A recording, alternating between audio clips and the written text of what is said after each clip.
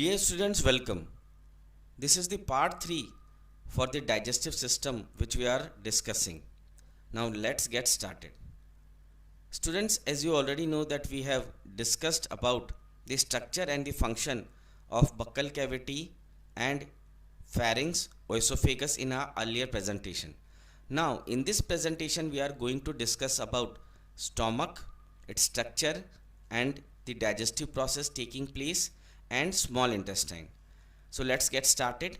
So first we are going to discuss about stomach, because after esophagus, stomach is the next organ in case of alimentary canal. Muscular J-shaped organ. Stomach is flexible, can hold 3 liters of food. Now stomach as such is divided into 3 parts. The cardiac portion of the stomach is the part where the esophagus enters into the stomach.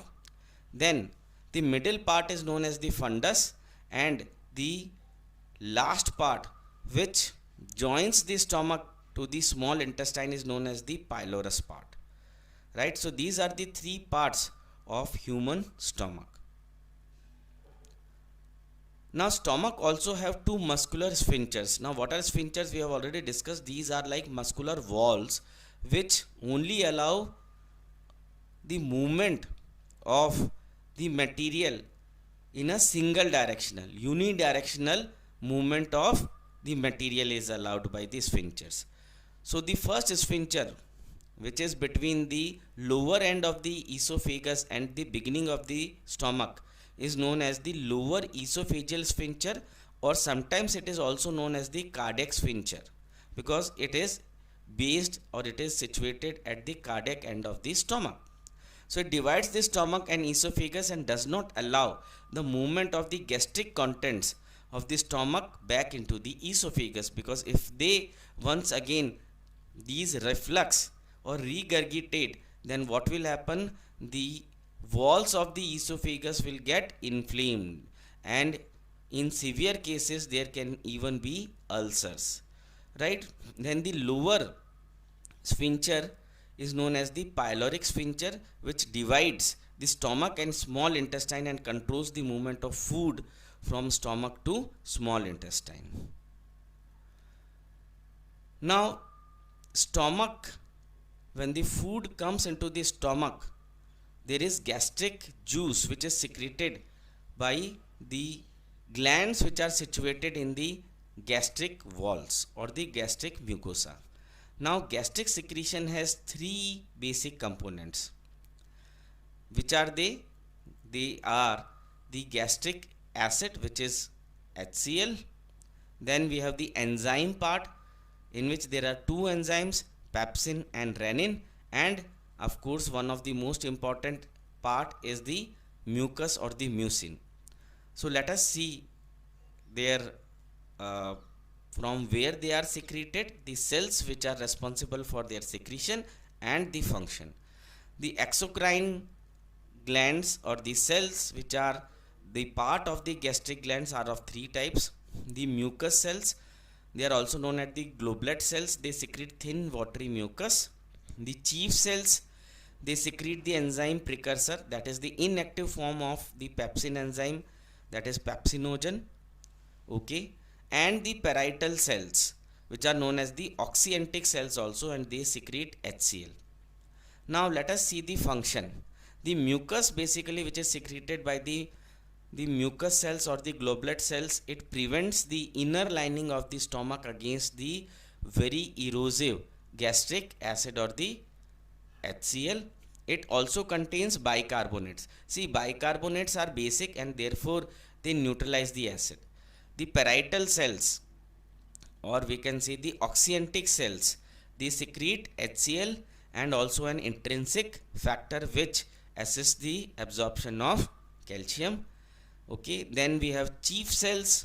These chief cells, they secrete the enzymes pepsin in the form of pepsinogen, which is an inactive form, and of course there are other also like D cells which secrete the somatostatin, which basically stops the secretion of gastric acid, and G cells which stimulates the gastrin secretion.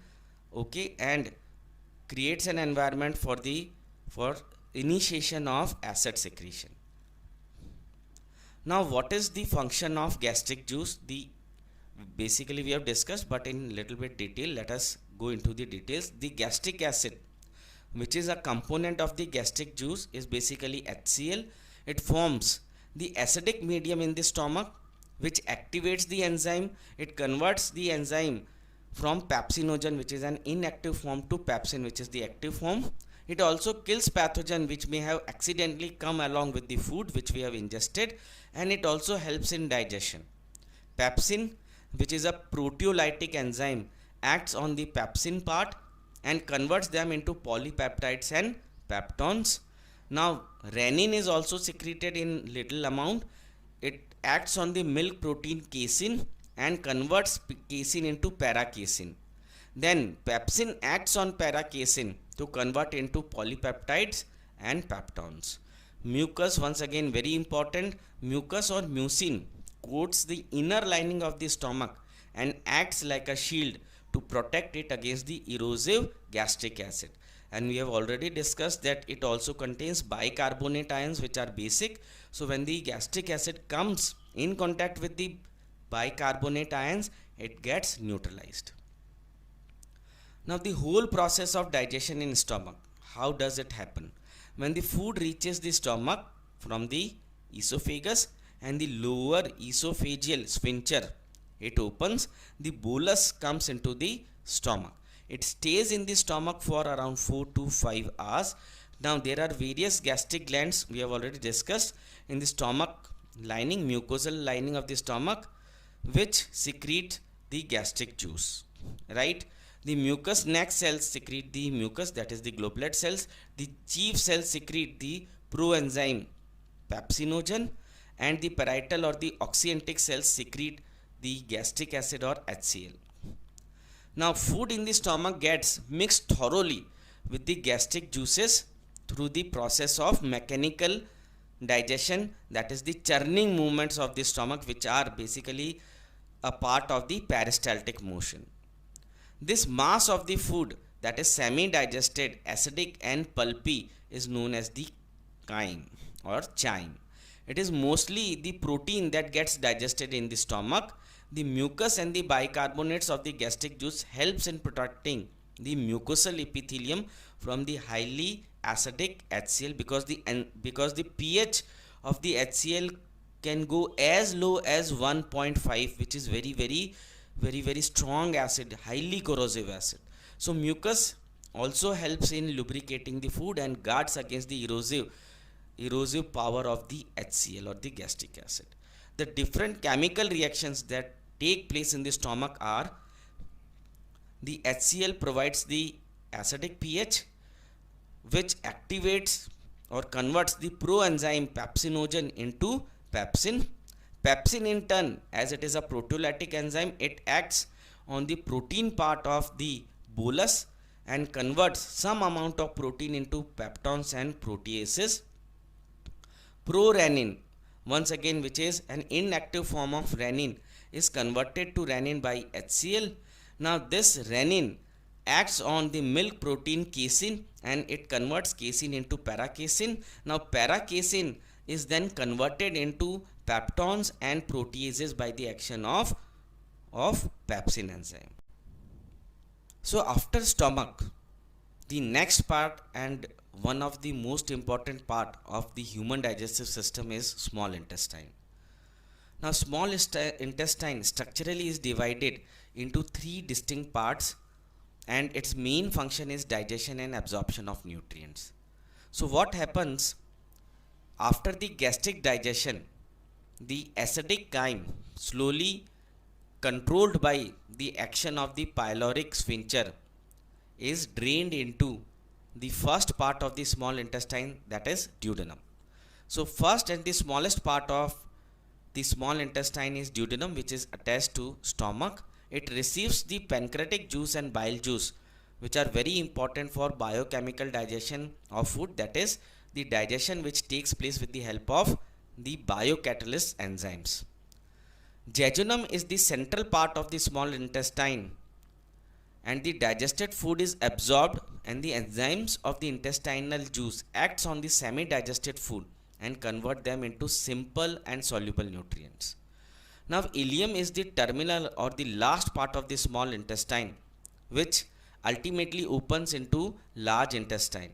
Here, the absorption of the minerals which are not absorbed by jejunum is done, and also the total process of digestion and absorption ends here, because in large intestine there is no digestion and very little amount of absorption, and that too only of water and some salts.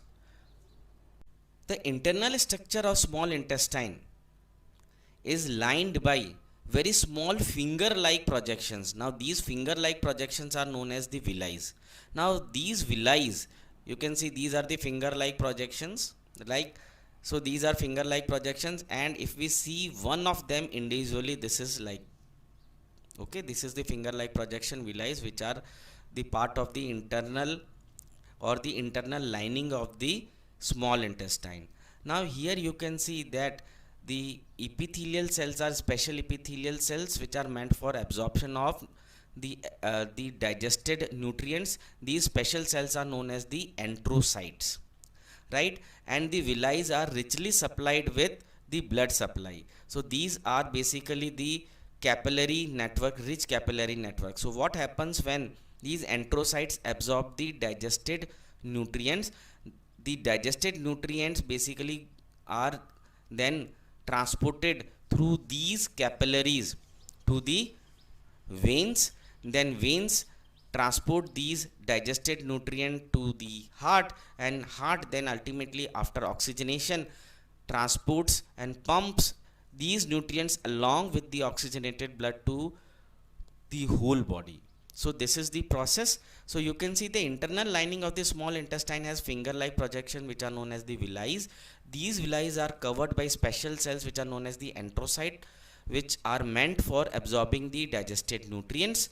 The villi also increase the surface area of the small intestine many folds, and thus they maximize digestion and absorption.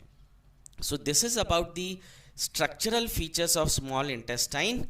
Now in the next presentation we are going to discuss about the process of digestion which takes place into small intestine. So thank you very much for attending. Thank you.